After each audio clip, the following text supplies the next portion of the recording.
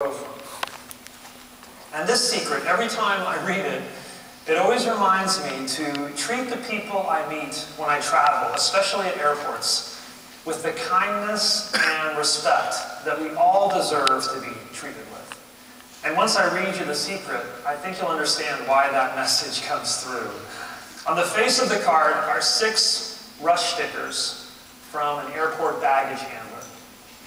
And the secret reads, "You called me an idiot, so I sent your bags to the wrong destination. Oops, I guess you were right."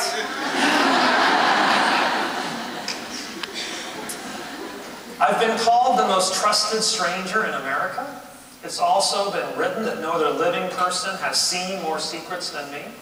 I don't know if either one of those claims is true or not, but what I do know is I don't get a chance to see all the secrets. I have a daughter who just recently turned 16. And a few years ago, I was driving her and her friend in the backseat of my car. And as we were rolling down the street, her friend asked me, "Mr. Warren, can I tell you a secret?" And my daughter's friend had no idea I'm kind of this world-class expert on secrets. And because of that, I take that relationship very seriously. If someone's going to trust me with something they've never told anyone else before. And so in this case, I probably overreacted a little bit. I pulled the car over to the side of the road and turned back. I faced the young man. I said, "Listen, I want you to feel comfortable sharing anything you want to with me, but if I feel like your secret can cause harm to you or someone we care about, I might have to tell a parent or a teacher." I think he felt like he was about to be arrested because he never told me a secret. Another secret I never found out about, but I was being interviewed 2 days ago, and I was asked, out of the hundreds of thousands of secrets, which one stays with me the most? Which one can I not shake? And I talked about this one, even though I never saw the postcard. The only reason I even know this secret exists was because of an email I received from a woman who lives in Texas. And she wrote, "Dear Frank, I visited the PostSecret website, and I was very moved by what I saw there. I went out, I bought a postcard, I decorated it. I chose my words carefully to fully express the secret I'd been carrying for most of my life. And when I finished the card, I looked at it. I thought I was going to feel better. But when I saw my secret staring back at me, I felt horrible. And I took my postcard and tore it in half. And in that moment, I decided I would no longer be the person who carries that secret in my life." And I love that story. I like imagining what the details of that secret might have been, but more than that, I think her story represents many of our secrets, and how sometimes when we think we're keeping a secret, that secret's actually keeping us. And it could be undermining our relationships with other people. It could be blocking us from being who we truly are.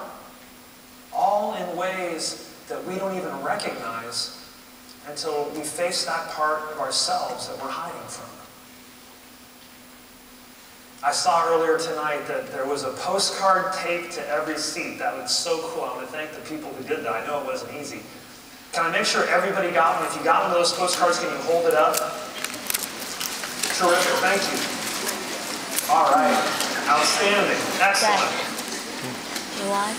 Okay, well, during the short program tonight, I'd like to invite all of you that have one of those postcards to hold on to it and imagine what secret from your own life you could write down on that blank side. It might be an embarrassing experience that happened this week, or a horrible experience from your childhood that you've never told anyone before. And if you wrote your secret on that card, what would you do with it? Would you hand it to the person sitting next to you right now? Would you tear it in half? Or would you mail it to a stranger? In my short talk tonight, I'd like to do 3 things. I'd like to first tell you a little bit about how PostSecret got started and maybe why it got started. Next, I'd like to share with you secrets that were banned from the books by the publisher secrets that have changed lives and changed my life. And those banned secrets, the secret secrets, will be up here like 20 feet by 10 feet. That should be pretty fun. I get my revenge on my publisher tonight. And lastly, we have 2 microphones about halfway back on the aisles. The last half of the presentation, I love to open up the floor to all of us and invite us all to have an open, uncensored conversation about all of our secrets and the stories behind them. And that's always the best part, the part I always look forward to the most. PostSecret started 5 years ago in Washington, D.C. I printed up 3,000 postcards just like this. They were blank on one side, and on the other side I had some simple instructions. You're invited to anonymously contribute a secret to a group art project. Your secret can be a regret, fear, betrayal, desire, confession, or childhood humiliation. Reveal anything as long as it's true and you've never shared it with anyone else before. And after work, I would drive at night to the dark streets of Washington, D.C., and on those sidewalks approach strangers soliciting their secrets. Yeah, it felt as weird as it sounds. I would come up to people just like I came out here tonight. I'd say, "Hi, my name's Frank, and I collect secrets." And I got all kinds of reactions from people, as you can imagine. Probably the most common reaction I had was people saying, "I don't have any secrets." But I always made sure they took a card because they got the best ones.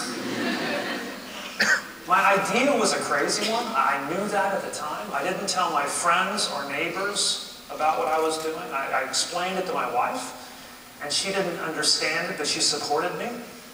My parents had been divorced for many years, but I called my father, and I told my dad about PostSecret, and he listened for a minute and then called the idea voyeuristic.